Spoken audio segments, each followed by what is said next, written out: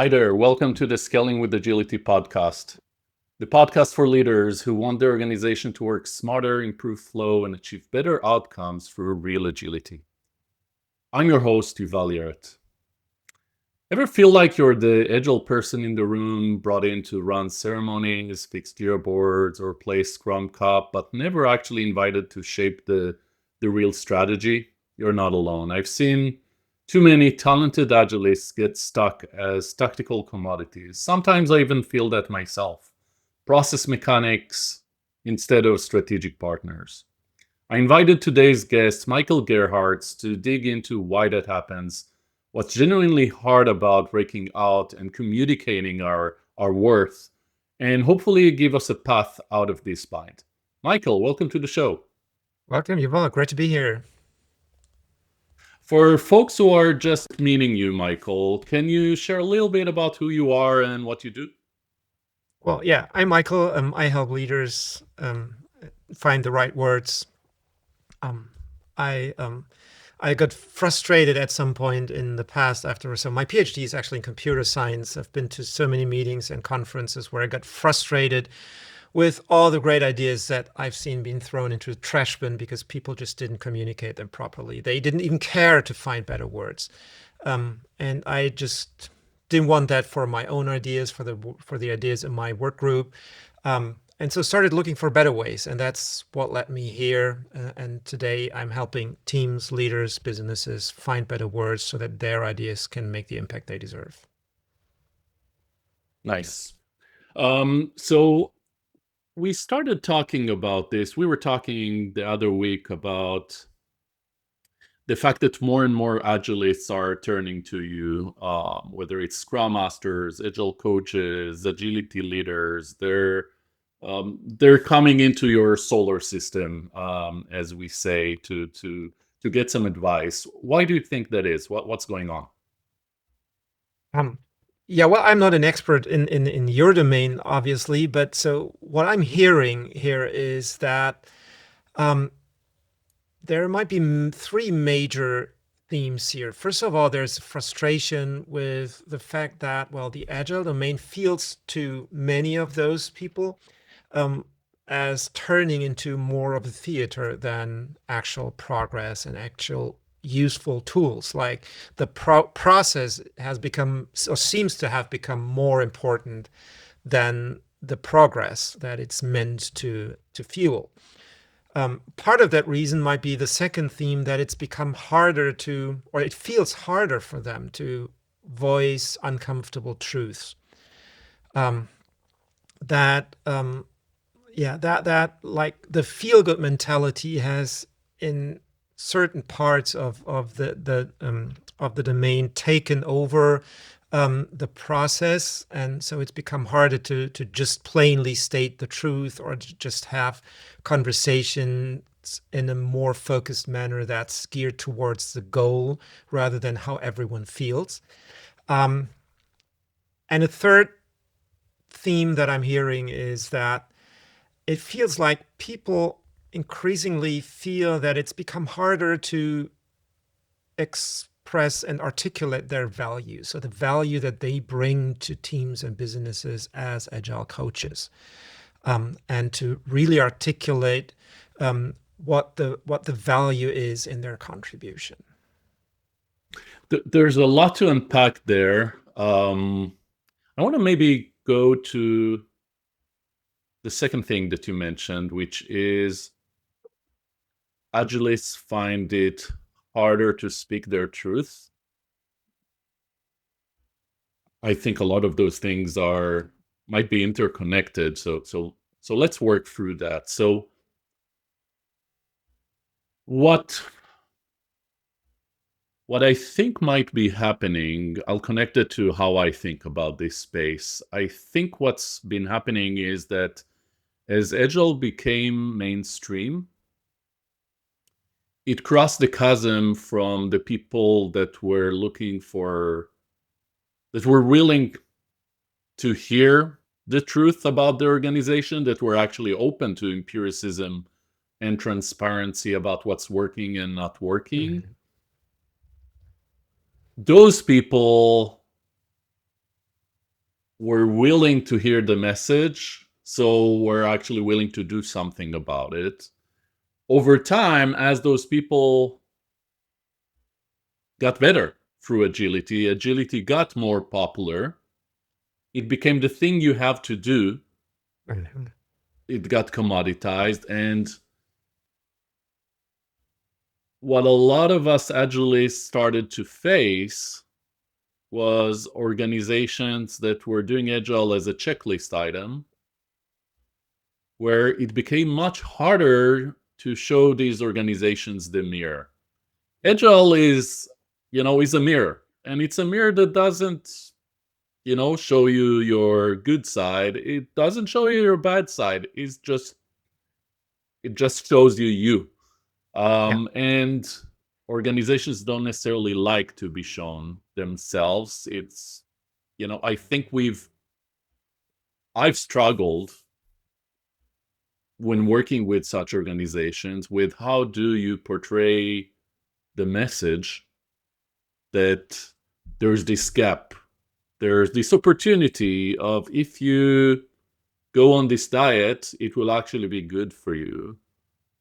It's very different to convey that message to the organizations that are going on an agile journey today than when I was going on an agile journey, or the original people I was talking to were going on an agile journey. So I think that's part of the struggle. We need a very different communication mechanism or communication strategy to talk to whoever is doing agile today. And maybe that's when when I'm an agilist and I don't know how to communicate the mirror, I revert to an easy checklist. I revert to, let's not worry about the tough improvements. Let's just do the minimum necessary to feel like we've gone on this diet. Let's get that gym membership rather than actually do the hard lifting.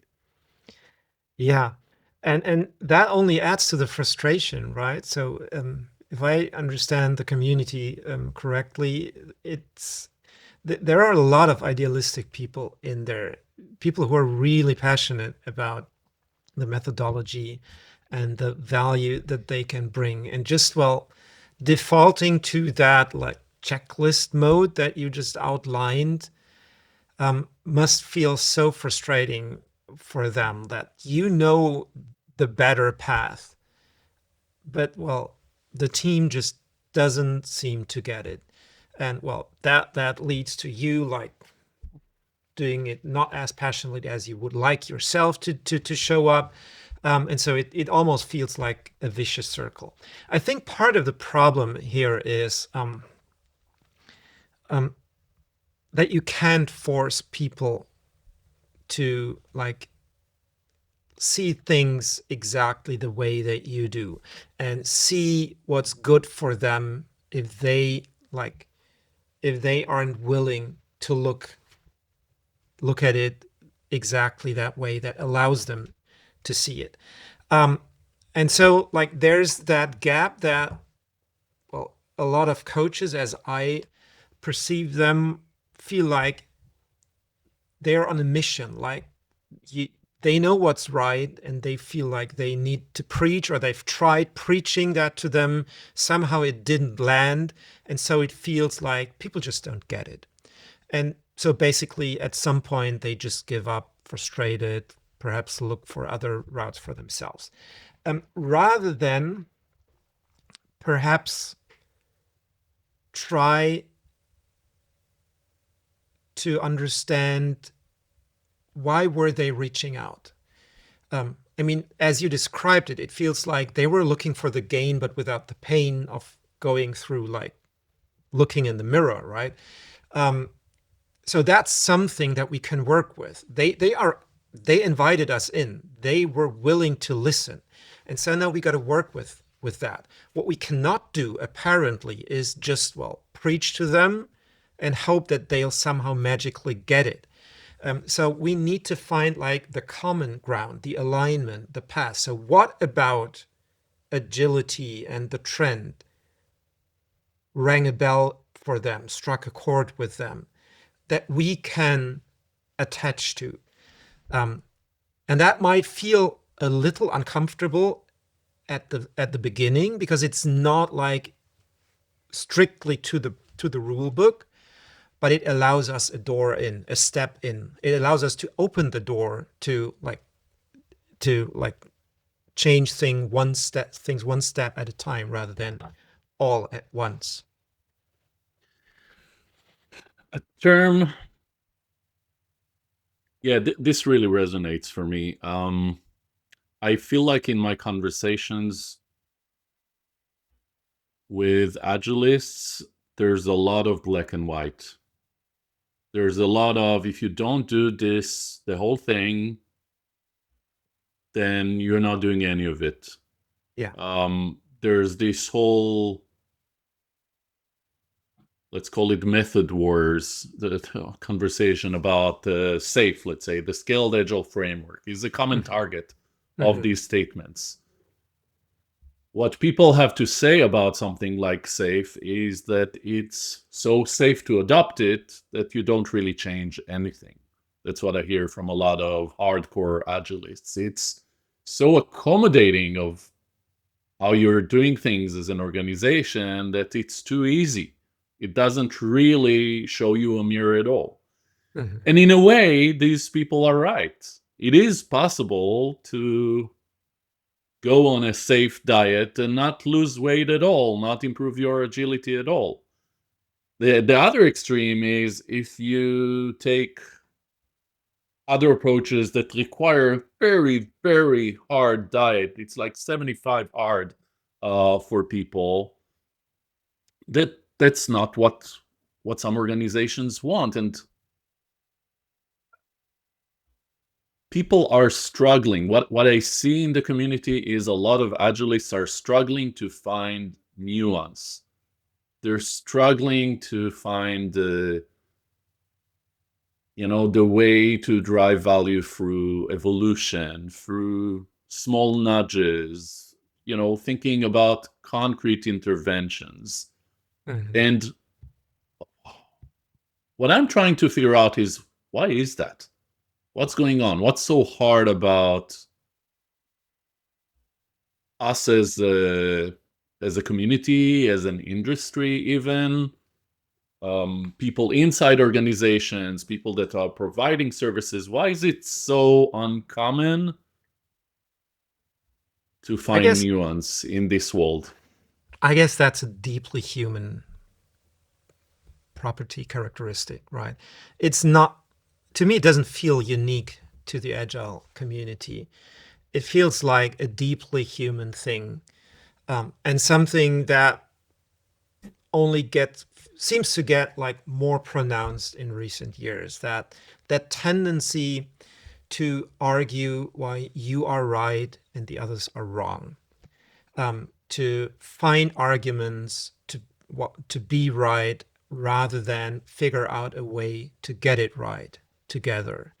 And the way that most people choose to do that is by persuading harder, by finding ever more arguments for why their take is right and your take is wrong, why I am smart and you gotta get smart eventually through my wisdom. So they persuade harder rather than resonating stronger, rather than understanding, so what about the Agile approach is it that will help them get where they want to go in a way that feels comfortable enough for them to take the first step, yet engaging and ambitious enough to want to embark on the journey in the first place, and also get over the hurdles and roadblocks that eventually will show up.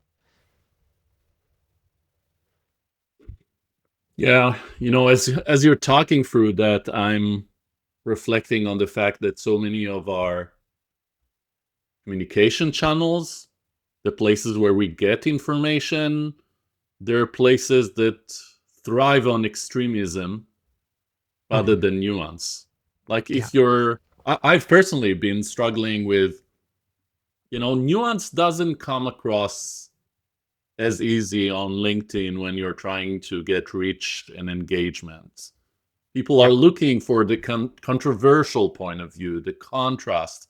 They're looking to contrast things. They're Mhm. not looking to bridge things together. You can see it in politics. You can see it everywhere. And it makes sense that. I mean, it's sad, but it's also the reality that we're facing human nature. Until the AI overlords take over organizational transformation, we'll have to deal with Mhm. human nature. Um, there's What have you found that works? Like what are some of the patterns that you've seen in communication strategy that work in an environment where people don't see the nuance or some of Um, these other patterns we're talking through here? a couple of things come to mind, but I think one of the most obvious things when you look from the outside, like I basically do, um, is a fixation on the language, an obsession with the jargon, which has a very defined meaning in the domain, which some people are super passionate about using it the correct way. And they tend to lecture people, teams, leaders about, no, that's not what we do. We do it that, and that's called this, and that's called that. Um, and that doesn't feel good to be lectured that way, right?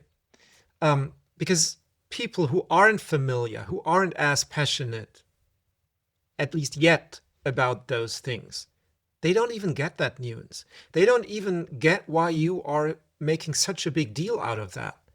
It's just a word to them. And so I guess that one way to open the door for the teams and the managers is to use more of their language, to find a translation from the agile jargon to the words that they use that make sense to them, what it means for them, using the metaphors that they are familiar with and that they can make sense of. I think that, I mean, again, that's not totally unique. That actually has a name, the curse of knowledge. I mean, the more you know about something, the harder it gets to speak about it in simple terms. So terms that make sense for layman's.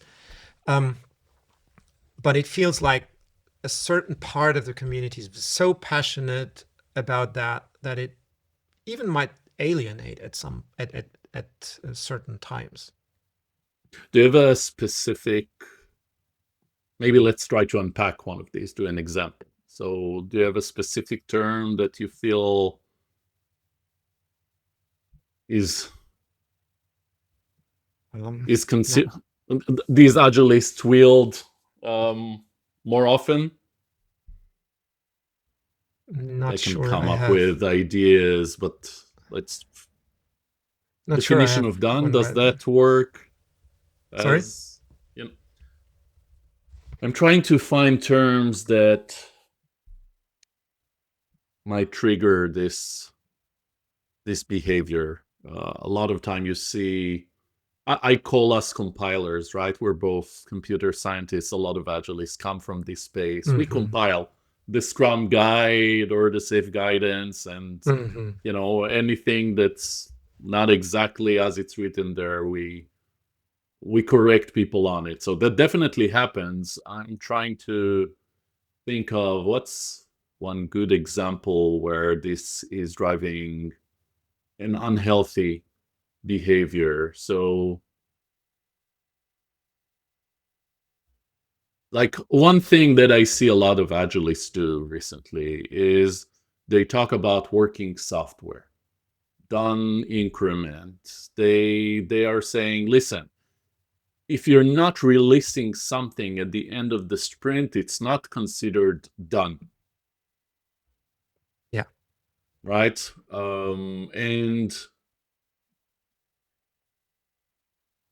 what do you think might be happening if I, let's say, as a Scrum trainer, am telling a team or a leader, as long as you're not releasing at the end of the sprint, you're not doing it right. You're not doing Scrum. The whole point of Scrum is to get things really done at the end of the sprint, and that only includes releasing. Yeah, I think one thing that can happen is that people will think that, well, this guy might not even know how things work in the real world. I mean, this is a business and we have like stuff happening all the time, and it's not like we don't try. It's not like we don't want to get this done. But well, stuff happens and we need to deal with it. And so get realistic about that, and like appreciating that stance, that, well, and there are troubles and struggles, and well, finding a more empathetic way to speak about this, that well, acknowledges that, might help in that situation. Yeah, I like that. In the Kanban wall, we talk about meeting people where they are. Exactly. Starting with what they have, encouraging acts of leadership, of courage to challenge the comfort zone. And I think that's like the gray between the black or white. There's a nuance, going back to that term, in what we're trying to get at with this requirement to be, or desire, the North Star. It's not a requirement, it's a North Star to be delivering working stuff every couple of weeks. The desire to close feedback loops and adjust course, and rather than navigating blind, that's a good desire. Organizations that cannot really do that, okay, North Star, what do we do to get there? That's the conversation, and they should be doing it because they realize that feedback is useful for them, that they're actually, it's painful not to have that feedback and to get it in your face at the end. And in some other organizations, maybe release is not needed. Maybe you can get that feedback some other way. Yeah, and I think the North Star is actually a pretty good explanation for what's going on here, because the thing about the North Star is, it gives us direction, but the trouble with it is that while we're in the works, we hardly ever look up to look at it, and even worse, during daytime, like when our inbox is filling up by the minute, when we're heading from meeting to meeting, and well, getting that angry customer call. During daytime, we don't even see the North Star. So we need like signposts that help us orient during the day, during the times when we don't have to have the time or even the environment that provides us with the North Star. And like meeting them there is what might help here. Not just, well, sticking to the idealistic vision of this is our North Star, but being open and flexible enough to adapt it to what happens during the daytime. Yeah. I mean, I think if I look at,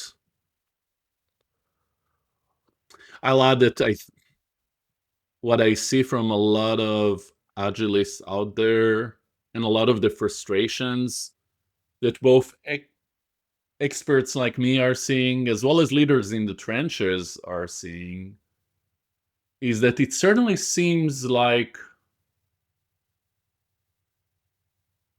the Scrum Masters, the Agile coaches, the agilists, the people that are working on agility in the trenches are not even aware of the North Star. Mm-hmm. They're driving people towards mechanics and the theater.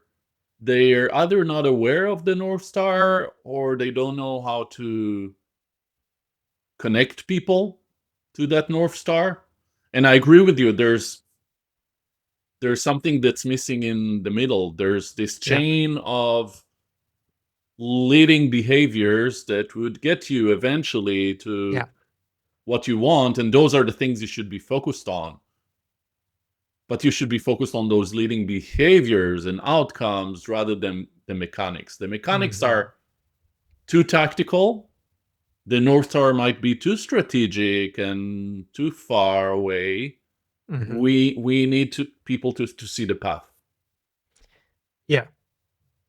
Yeah, you're right. And PATH happens to be a great acronym, right? So I use that. I use that in my book as well. PATH as like almost a checklist to help you find words that might provide that bridge.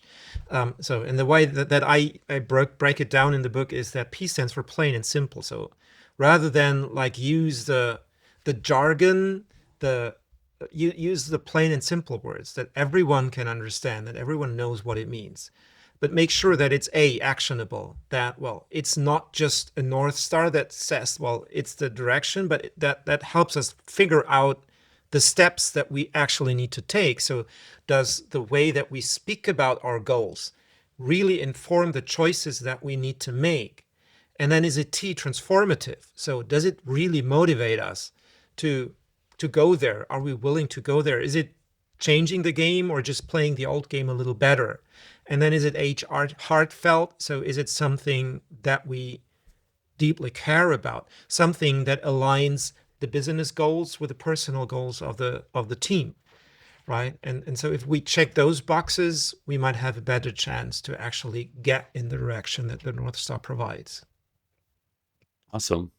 No, this is great. I think this might actually be a good place to pause. I don't know that we've fixed the challenges of the agilist that wants to make themselves more relevant and strategic, but maybe the path that you're describing is a good place to start.